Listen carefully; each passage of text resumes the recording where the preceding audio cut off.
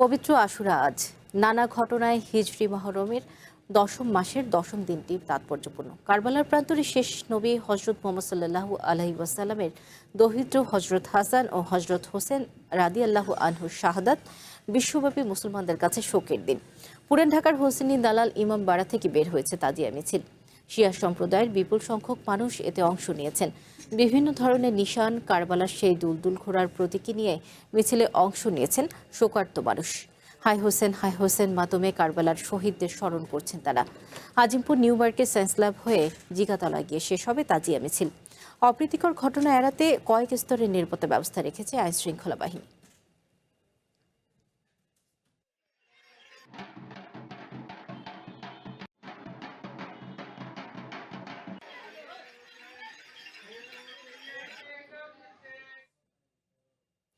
তাজিয়া মিছিলের খবর জানাতে রাজধানীর মানিক মিয়া অ্যাভিনিউয়ে আছেন মাহমুদুল হাসান। আমরা যুক্ত হচ্ছি তার সাথে।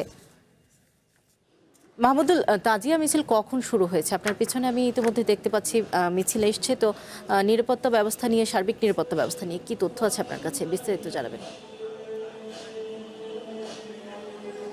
সাউদা, সকাল 9টার থেকে ঠিক শিয়া মসজিদ থেকে এই তাজিয়া মিছিলটি আজকে শুরু হয়েছে এবং এখন আমরা মানিক মিয়া এভিনিউ হয়ে সেই তাজিয়া মিছিলের সাথেই যাচ্ছি।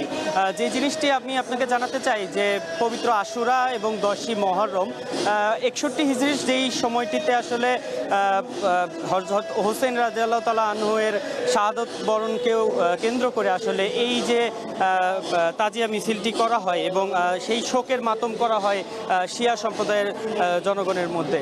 এবং আমরা এখানে সকাল থেকে দেখতে পাচ্ছি তারা বিভিন্ন ধরনের যেটিকে বলে আলাম এবং বিভিন্ন ধরনের ঘোড়া বা বিভিন্ন সামগ্রী নিয়ে তারা এই মিছিলটি পরিচালনা করছেন এবং মিছিলটিতে তারা বুকে হাত দিয়ে হাই হোসেন হাই হাই করে আসলে কথা বলছেন।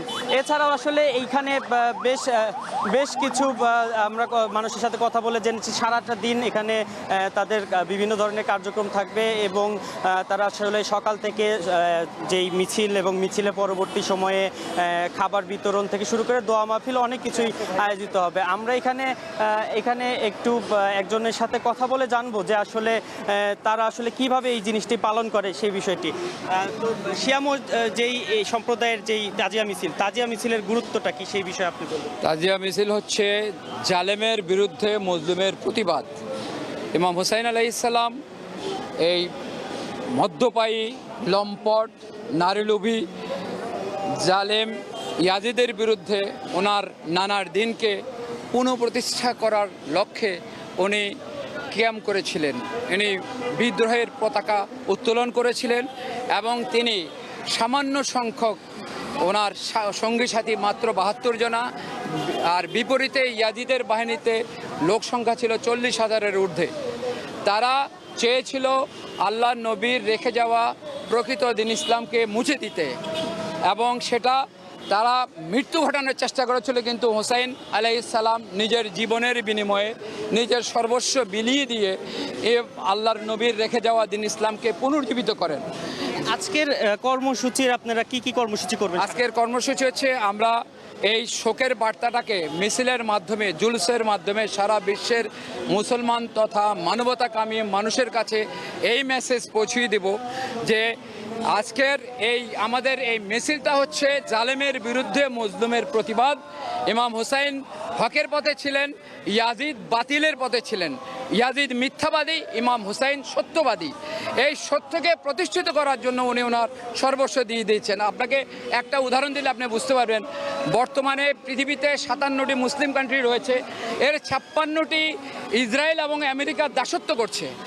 একটি মাত্র দেশ ইরান, যারা ইমাম হুসাইনের ভালোবাসাকে বুকে ধারণ করেছে, যারা মাওলা আলীর ভালোবাসাকে বুকে ধারণ করেছে, তারাই প্রতিবাদ করেছে প্রকৃত ইসলামকে। তারা সারা পৃথিবীতে জাগ্রত করে দিয়েছে। এখন মানুষ বুঝতে পারতেছে কোনটা হক কোনটা বাতিল।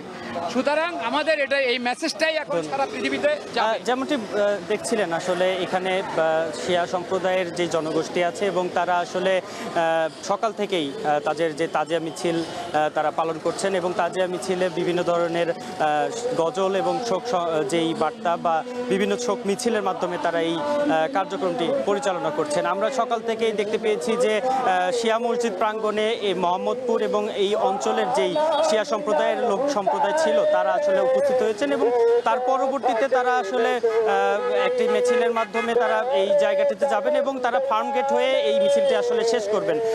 এই ছিল আসলে শিয়া সম্প্রদায়ের তাজিয়া মিছিল এবং পবিত্র আশুরার তাজিয়া মিছিল সম্পর্কে সর্বশেষ তথ্য আমার কাছে। ধন্যবাদ আপনাকে।